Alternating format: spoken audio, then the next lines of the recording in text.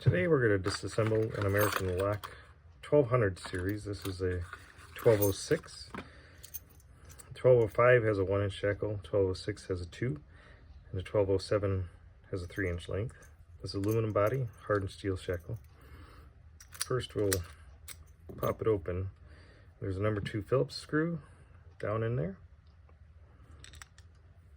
So we'll loosen that up, take that out. You're going to have, these will fall right out. You get the cylinder, the little cover,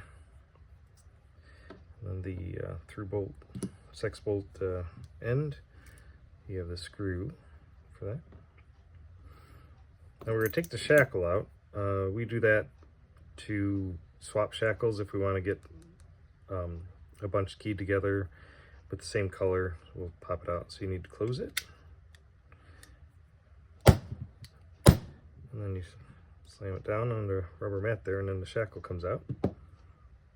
This is the cover, it goes behind the cylinder, prevent dirt and also prevent people from reaching in there and trying to trigger it.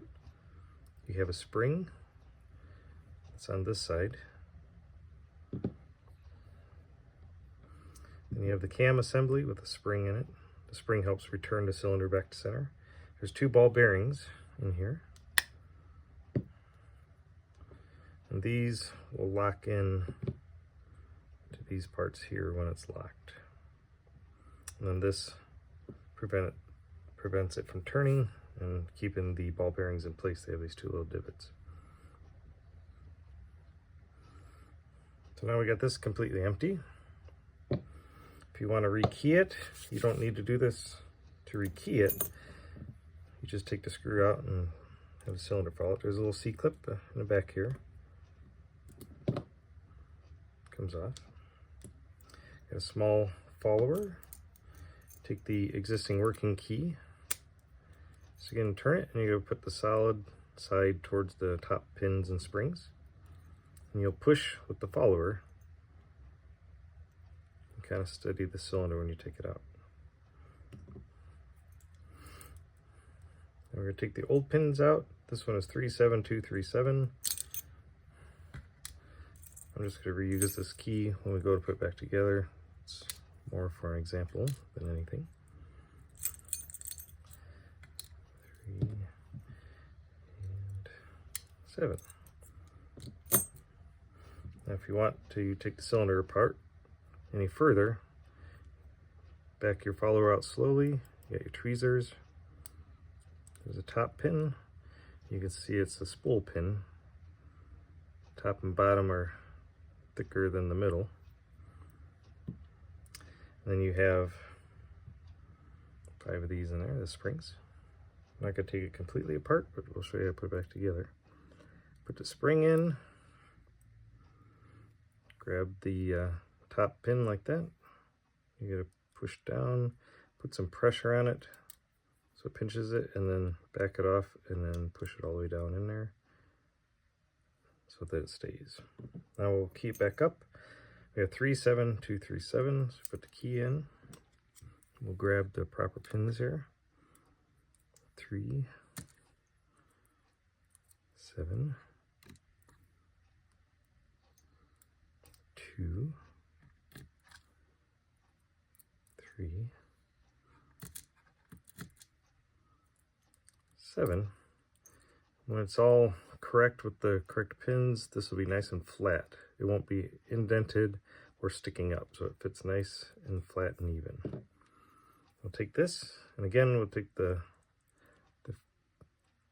thick part here, the part that sticks out, face it towards the top pins and springs, and we're going to push with this so we don't unload all the top pins and springs in there. So get it together, you're going to turn it, and if you use your finger and hold the cylinder in place, you can pull the key out, and then that way the pins and springs hold it together. You put your C-clip back on.